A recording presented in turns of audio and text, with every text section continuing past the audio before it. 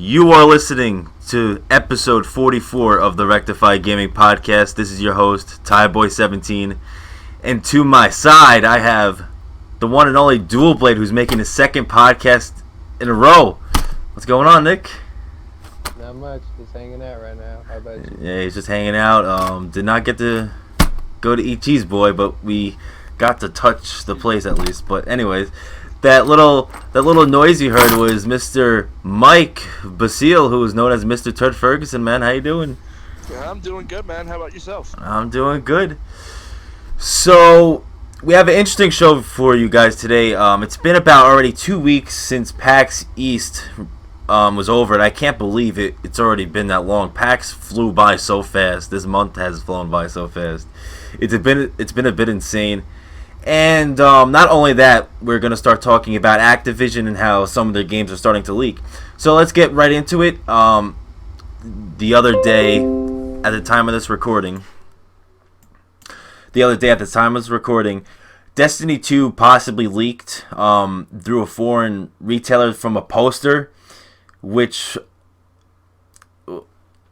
possibly, I mean, unsurprisingly shows that Sony has the marketing rights to Destiny 2, which means the beta will come out a week later, like Destiny 1, and possibly in June. There wasn't too much confirmation with that. And obviously all the DLC will come first to PlayStation, which I think that's the most dumbest deal, to do in this time in the gaming industry, to do these dumb exclusive deals. It's starting to get a little bit old. Mike, you played Destiny 1. What changes would you like to see in Destiny 2? Well, honestly, first off, given the option to go ahead and take certain pieces of armor off, I know we had the option with capes and helmets and all that, but not displaying weapons and stuff like that all the time, or just minor changes, but really not much different from Destiny 1. I would like to see. What I would love to see is less loading time. It took a while. Oh, yeah. To certain areas of the map, like the loading game was horrible. I would like to see improvements on that, but not really much else. I would like to see matchmaking for raids, because I think it will work. I don't see a problem in it. Kind of like a looking for group thing, right? Yeah, and something else I would like to see is more exploration when you go to planets, not just like a small limited area. I don't think there's much exploration in Destiny at all. But yeah, not really much. You're kind of subdued just to zoned in areas. That's really it. Yeah. It kind of sucks though. Yeah, and in the poster it reveals that no one's wearing helmets, which eventually, I mean, some characters do have helmets off. I mean, I haven't been playing Destiny in forever. I don't know what the updates have. But also, one more quick thing. I do not want to see weapons get nerfed all the time after a lot of people accomplish them, like the Gjallarhorn. That was a big mess. That was. And one more thing from the Destiny leak. It's supposedly supposed to launch September 8th, which is, I'm pretty sure, is a Friday. And funny enough, Destiny 1 launched September 9th, so 1 day difference. But yeah. Anyway, I was also hearing a rumor that it might be on PC. Yes, that most likely confirmed actually from Kotaku. Is most likely going to be on PC, which is big for Bungie and I guess Activision as well, more money.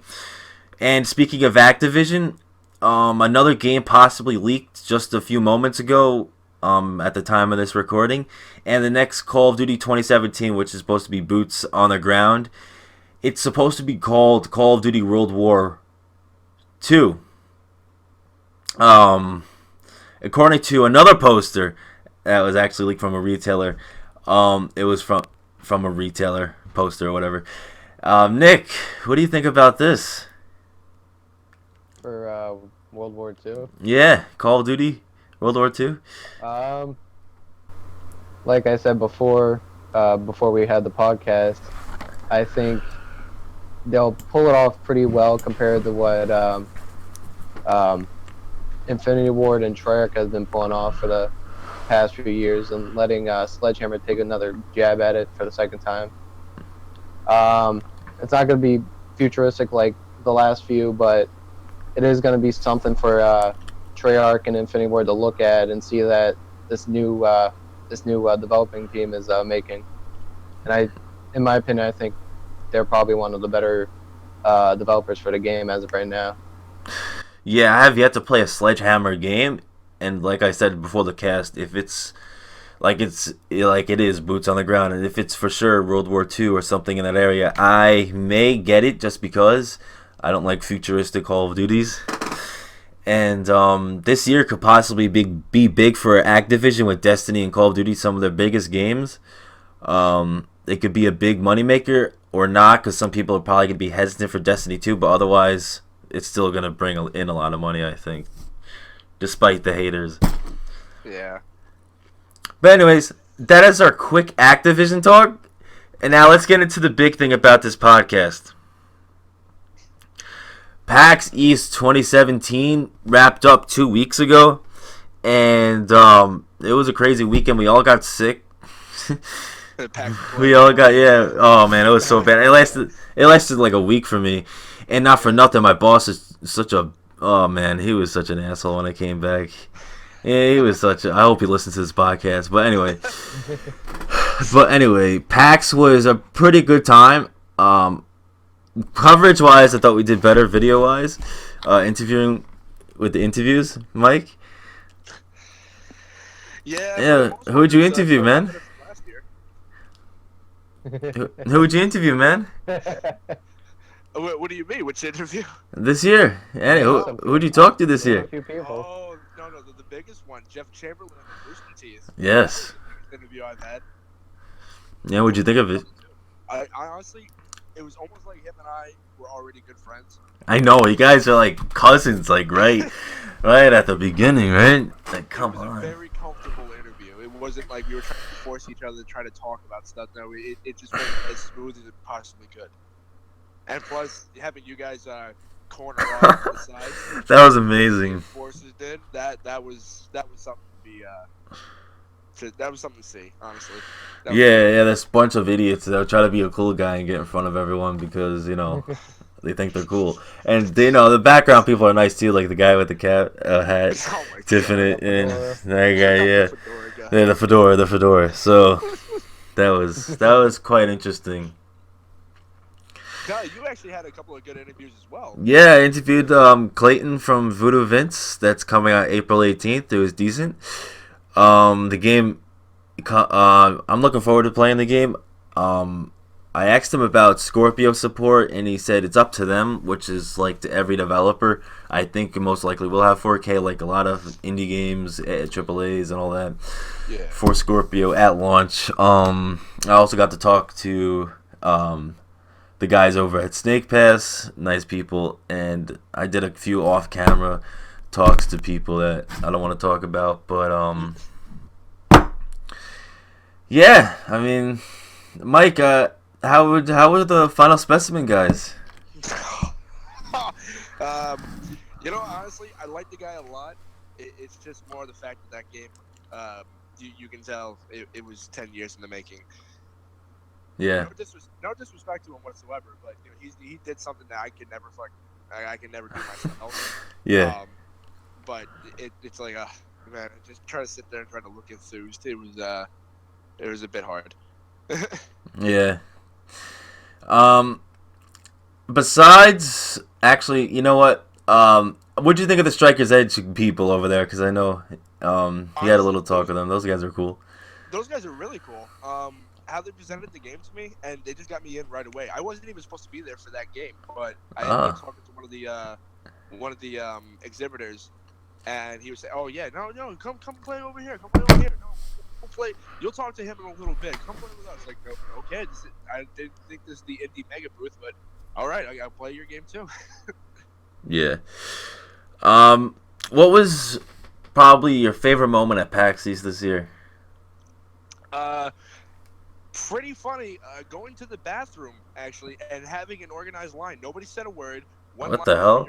One line was for urinals, and one line was for the stalls. And I'm like, how organized? Was it a neutral gender bathroom? Oh god, I hope not. I saw family bathrooms, and I'm like, oh Christ. All right. Yeah. That's fine. Yeah. But no, actually, my favorite moment was getting to play Tekken 7. Oh, that's right. You entered the tournament. Yeah, got my rear end kicked, but it's still pretty fun to play that game. I just never played on that platform controller. I can't remember for the life of me what the name is. Yeah, I know what you're talking about. I've That used was it a lot before. of fun. Especially the interview with Jeff Chamberlain and getting to play Tekken 7. There's so many moments from PAX East that I just really liked. Yeah, and this was my 12th event to go to, and I've seen so many of these people so many times, like Larry Herb, Cliff Blazinski, Naomi Kyle from IGN. I've seen all these people so many times. It's so like, hey, I know, like, you're just a regular person. Like, I don't get nervous anymore. It's just like just another thing in the. It's just something that's normal. I don't know. I can't explain it. It's just it's seeing an old friend pretty much. Like it's just You get comfortable after a while. After you go to your Exactly. first event as media, then you move on. So, Nick Moreno, what was your PAX experience like? Wait, what'd you say? PAX experience. What was it like? What was my PAX experience? Yeah. It was probably better than last year, to be honest. Yeah. Even though we didn't get evacuated during Oh man, I missed it. in the Westin Hotel. Yeah, I know. It was still pretty fun. And we didn't get 5 guys to catch up on my burger. Oh Yeah. no. And we only got a one bedroom. And the amount of Long Island people that we met there too. A lot of people from where we are were there. Well, I didn't see that many people. All I saw was the GameStop guys. I saw a few people, and then I come back and I found out a lot more people went too. Well, really? Yeah. Wow. And there's only like about 37,000 people at PAX East, so there wasn't that many people compared to events that I went to. A bit surprising, but it was packed. Yeah, Nick, what was the favorite best thing you did at PAX? Like, was it the Assassin's Creed panel or meeting with different developers?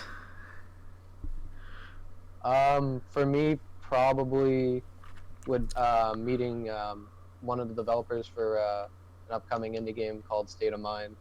Oh, that logo reminds me of Quantum Break for some reason. Yeah. It reminds a lot of people of that or Deus Ex, but like the mentality of the guy behind base it off the game and basing the story with the engine of the game to make it represent what's happening in the game really caught my eye. And just everything he said, it was a lot of in some people's opinion it'd probably sound crazy what he was saying about I don't know if you actually read the article, but he was talking about transhumanism and everything like that, and how people are looking into storing your mind in the virtual reality, and just like everything you'd see in comic books and science movies are actually becoming part of reality.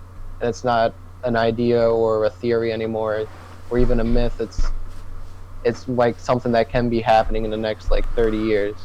It's a lot to think about and a lot to explain, but I really thought it was a good way to base it off a game instead of just being like some cyberpunk game. Yeah. Yeah. Would you say PAX East 2017 was much more crowded than last year? Oh yeah, for no reason too. Yeah, it was insane. So many more people. That's why I probably got sick. Yeah. Boston. On Friday, it felt like it was like mid-Saturday where there's like people not going to school, going to PAX. Yeah. Yeah, and the thing is, at PAX, we went to bed like at 1 in the morning every day. Every night. It was so bad. Like, I was so tired. Even on Sunday, even when we drove home, we got home at 1 o'clock. Yeah, that's when we like finalized we got sick. But I was coughing that entire drive back.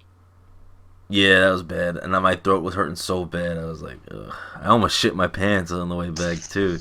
It was so bad. Why'd you have to say that? But one other thing from PAX, we got to do the PAX concerts. They're decent this year. Protoman, we got to see again.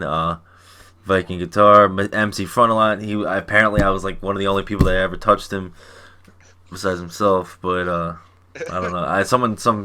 Some major fan told me that.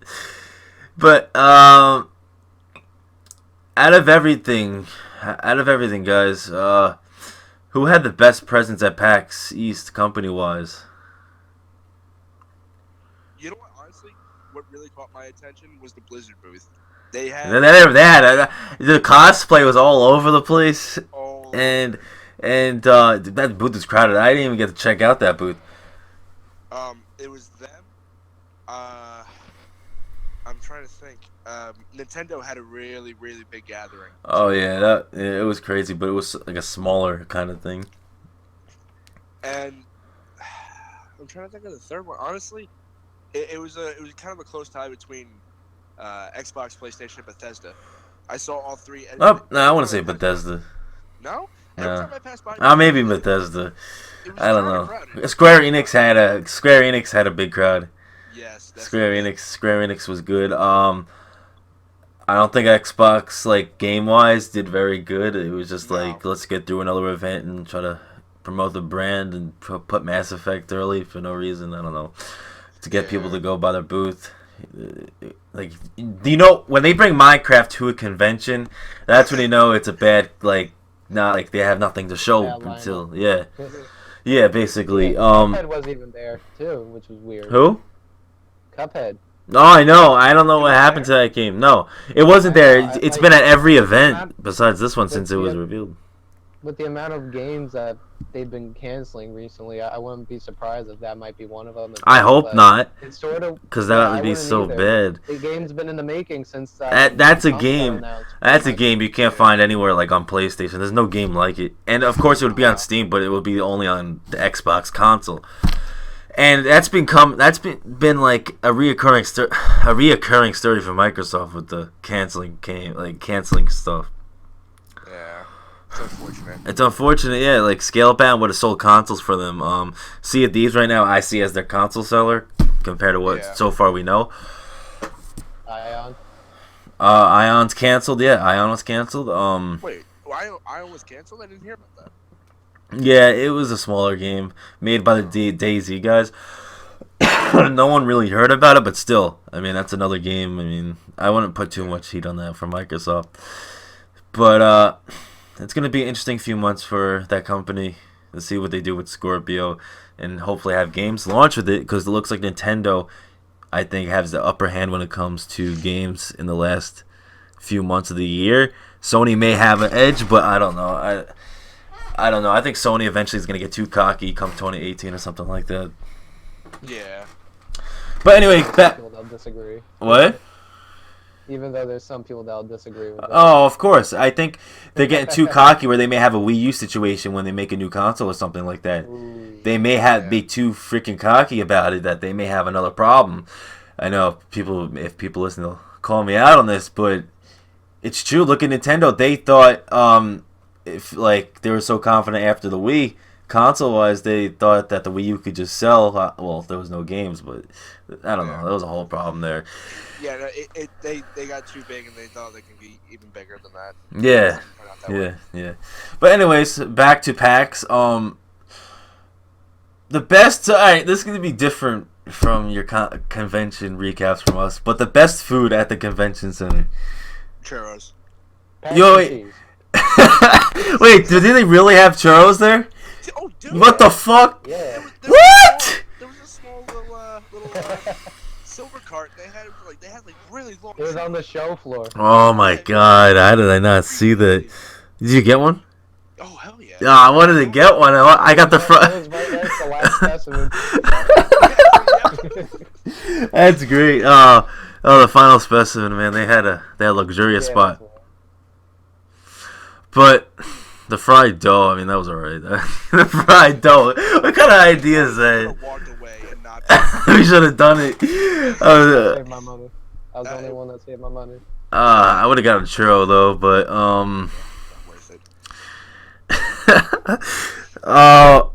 for some reason Boston's sausage and peppers are so good. I went to Quincy Market to see the Boston and Islander game, and at the convention center, it still tastes the same. Something about them in Italian, like that kind of food, is good. I don't know. Damn Bostonians. Bostonians.